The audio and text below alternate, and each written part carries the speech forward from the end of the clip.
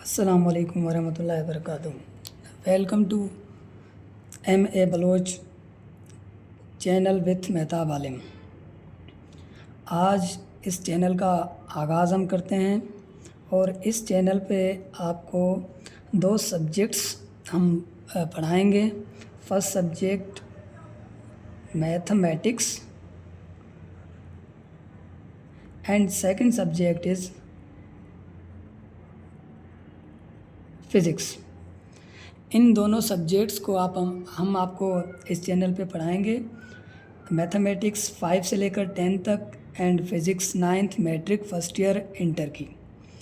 तो इन चीज़ों का आगाज़ कहाँ से हुआ, सबसे पहले हम उस चीज़ पे जाएंगे।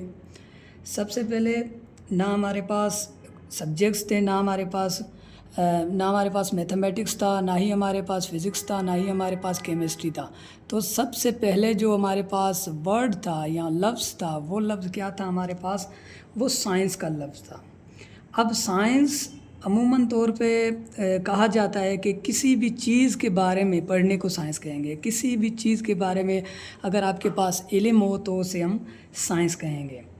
अब अमूमन तौर पे साइंस एक ग्रीक वर्ड साइंशिया से लिया गया है।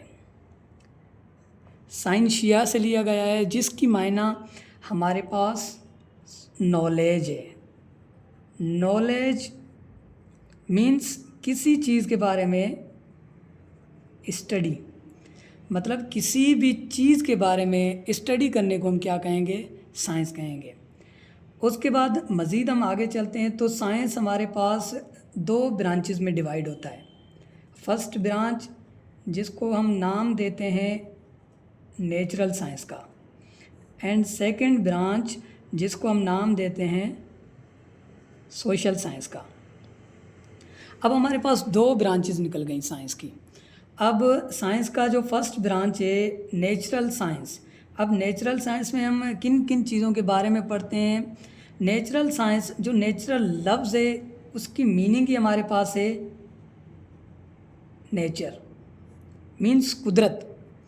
अब कुदरती चीज़ों के बारे में पढ़ने को हम नेचुरल साइंस कहेंगे। उसके बाद हमारे पास सोशल साइंस है। सोशल साइंस अमूमन तौर पे हम देखते हैं कि हमारे पास सब्जेक्ट्स आते हैं PhD के, SST के, मतलब हिस्ट्री के जितने भी सब्जेक्ट्स हैं उनमें हम सोशल साइंस के बारे में पढ़ेंगे। सोशल साइंस उसमें हम पढ़ेंगे जो हमारे पास हिस्ट्री के जितने भी सब्जेक्ट्स हैं। ठीक है, अच्छा जी, चलते हैं आगे। अब हम यहाँ से सोशल साइंस को ड्रॉप करते हैं, हम आते हैं अपने फर्स्ट जो ब्रांच है नेचुरल साइंस की तरफ। अब नेचुरल साइंस अमूमन तौर पे नेचुरल साइंस की भी हमारे पास दो ब्रांचेस मज़ीद निकलते हैं। एक को हम नाम देते हैं लिविंग थिंग्स का और सेकंड को हम नाम देते हैं नॉन लिविंग थिंग्स का। अब अमूमन तौर पे देखा जाए तो living things and non living things word की जो मायना में मिला जाता है वो होता है कि लिविंग थिंग्स मीन्स जानदार, वो चीज़ जो सांस ले सके उसे हम लिविंग थिंग्स कहते हैं, और वो चीज़ जो सांस ना ले सके उसे हम नॉन लिविंग थिंग्स कहते हैं।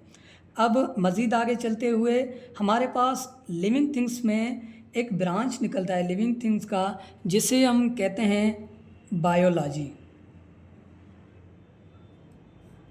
जिसे हम क्या कहते हैं? बायोलॉजी। अब बायोलॉजी में आपको पता है हमारे पास बायोलॉजी के भी आगे दो अहम ब्रांचेस निकलते हैं।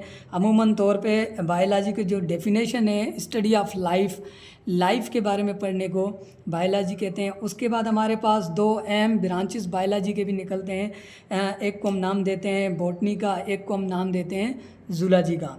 तो लिविंग थिंग्स हमारा यहाँ पे जाके ख़त्म होता है। तो मैंने पहले भी डिस्कस किया था, हम इस चैनल में मैथमेटिक्स एंड फिज़िक्स के बारे में पढ़ेंगे। अब यहाँ पे फिर हम बायोलॉजी को ड्रॉप करते हैं, हम आते हैं अपने सेकंड ब्रांच के पास, जिस ब्रांच का हमारे पास नाम है नॉन लिविंग थिंग्स।